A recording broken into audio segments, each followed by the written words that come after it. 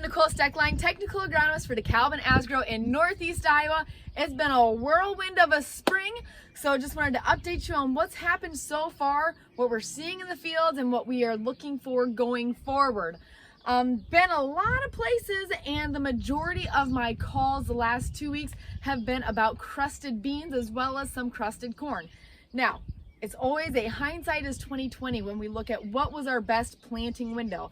And right now, our best planting window, some of our best stands and least problematic stands are coming from that very tail end of April, as long as your soils were dry enough, and that first week of May. The really early planted stuff, you know, those stands looked pretty decent early, but as that corn is getting bigger, we are starting to see a little bit of variability in plant to plant stage as well as vigor. The stands are there, the ear counts are going to be a little bit more reduced than what we thought when that corn first came out of the ground, but it's going to be there. That later April actually looks pretty good as long as you waited until soil conditions were dry enough. Beginning part of May, same deal. Kind of our worst plant, it's kind of that Mother's Day massacre thing again. So if you planted those couple of days before the rains over Mother's Day weekend, we ended up with a lot of crust.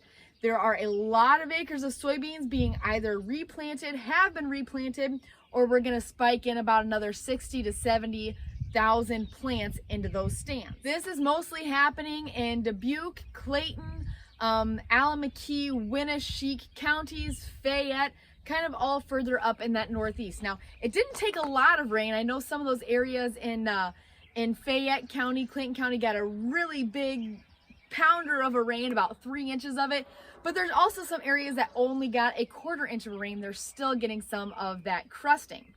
Most of the corn was able to make it through that crust, although we did see some stand reductions. Some of the other things that I'm being called out on has been anhydrous ammonia burn. Now, this is maybe a 2 to 3-fold issue here. We had a compressed spring where if you didn't get your ammonia on in that April timeframe, it was going to get on in May, and as soon as we got done putting ammonia on, we were wanting to plant. So we are having some ammonia burn that way, but we're also seeing it with some longer windows. Now, you're going to typically tend to see it more in some lower CEC soils, some sandier soils, because you don't have that organic matter to buffer. Not only that, but you can tend to have a little bit more vapor that it's going to move up into that seeding zone. As planting is wrapping up and replanting is starting to wrap up, the next thing that we're focusing on is our post-herbicide application. So when we look at our pre's, we might be having some breakthroughs because it's been a dry spring. We need moisture to pull that residual into soil solution so that weed can soak it up as it germinates and kill it. The next thing is if we've got the herbicide laying on the soil surface, we've been hot, we've been sunny, you're gonna get some photo degradation of those herbicides as well. So there's a good chance that after our pre's, we've probably got those starting to run out and those weeds are starting to germinate. Some guys are asking, should I spray the second pass like I was going to if I don't have rain in the forecast? Don't try to outguess Mother Nature, stick to your plan. Because chances are, especially if you're a one-pass post guy, because you know your first pass is tillage, if you're one of those guys especially, stick to your plan. Because we might sit here waiting for moisture that may never show up, all the while those weeds are growing. It's going to make it harder to kill those weeds, and if you have enough of them out there, it's going to make it even harder to get that residual to the soil. All right, so that's kind of what's going on right now. How about the future? Here's when we get to the real fun stuff, okay?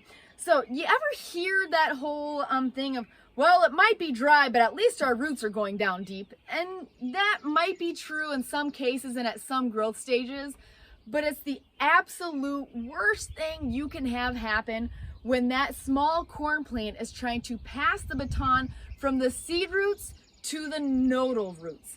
So when we think about, you know, if we've got any sort of sidewall compaction, or when we've got that top 2 inches of dry soil, which it absolutely is, or if we've got shallow planted seed, you know, we've got that set of nodal roots right at the crown that's starting to grow. And especially if you've got sidewall compaction and that furrow starting to open up, or if it's just trying to grow into dry soil, you could end up with some rootless corn syndrome. And we are at a pretty high risk of getting rootless corn syndrome because we got this really hot, dry period at exactly the time when we're starting to set nodal roots. Now, the best thing to, combat this is to get a rain. So start doing your rain dances. Something else you can do if you're in a really bad scenario is go out there and cultivate, basically throwing up some soil onto that row to essentially give it a deeper planting depth. But what happens with rootless corn syndrome is those roots are trying to grow into dry, hot conditions, and they'll look like they kind of get burnt off. So we're gonna suffer in the amount of anchor that we have. They could get a little bit floppy. We also aren't gonna be getting any water, and we aren't gonna get any nutrients either. When we look to the soybeans, at about V2, those things are gonna start showing up with those nodules. Now, they aren't gonna really start fixing any actual, large amounts of nitrogen for itself until about V4. If we have super dry conditions, hot and dry, those nodules are gonna have a harder time developing with that soybean plant because those nodules are a living organism and it's gonna need some moisture to get going. So we could be at a little bit of a standstill as far as nitrogen fixation with these beans. You might see them get a little bit lighter color if we don't get some moisture soon. But overall, that shouldn't really affect our overall yield as long as those nodules do start forming at some point. That's all for now, folks. If you got any questions, call, text, or email.